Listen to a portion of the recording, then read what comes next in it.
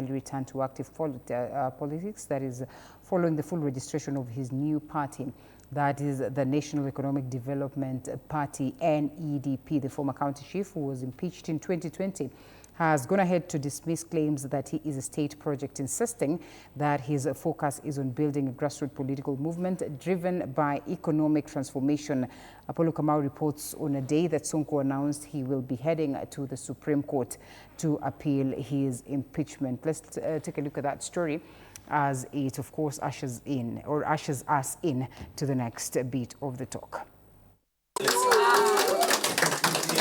Former Nairobi Governor Mike Sonko has made a comeback to active politics after receiving approval from the Registrar of Political Parties to register his new outfit, the National Economic Development Party, NEDP, which he says is a movement targeting both the youth and the elderly in his quest to liberate ordinary Kenyans. Hii ni mwanzo mpya kwa Wakenya. Tumechoka na zile vyama vya zamani. Sijui kila saa tunasikia chama gani. Since I was in nursery school, we are hearing of names who have been there for decades. Today, hii ni mwamko mpya. We have a party that I'm the interim party leader. We stand here to celebrate this major accomplishment that gives the ordinary Kenyan a political party formed by Kenyans for Kenyans that is aimed at revolutionizing our politics and causing the next economic revolution in this country.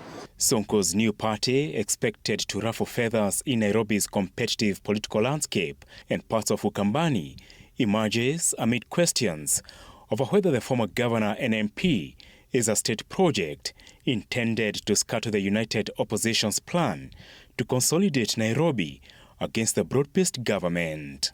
Our process for registering our party started way back in 2019, when I was still the governor of Nairobi, when Uhuru Kenyatta was still the president of the Republic of Kenya, when I was still a member, I think, of the Jubilee administration. So I think they are very wrong.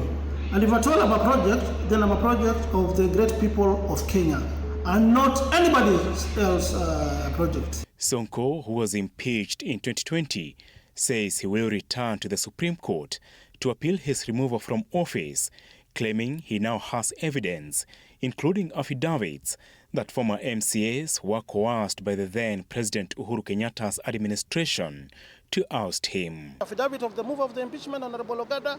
I've got the affidavit of Bernard Muturi was the speaker. The affidavit of Honorable Guyo, Ex-Excellency Governor of Isiolo, he was the second of my impeachment. What walisema si tuliitwa, in fact they came to see me with their lawyers. Pole Sonko, haikuwa makosa yetu, umetusaidia sana, tumefanya kazi na wewe, but we were forced by the former deep state to fabricate lies to lie about you. The return of Sonko, a philanthropist and renowned grassroots mobilizer, is expected to draw significant attention from both the United Opposition Alliance and the broad-based government as the race to 2027 takes shape. I'm also having a problem with the Honorable Chief Justice. Walipeleka Chitemo nyumbani sababu aliongea kwa TV. Hata yeye ameongea kwa TV, ajipeleka nyumbani. It was heard within 24 hours, determined within the next 24 hours. Even a presidential petition does not work that way. So me, what I want is justice. Na nitaenda koti yote, whatever it takes to look for justice. Within 24 hours, my life ended, political life ended just like that. Apollo Kamau, TV47. But did his political life end at all if he has brought on board this party?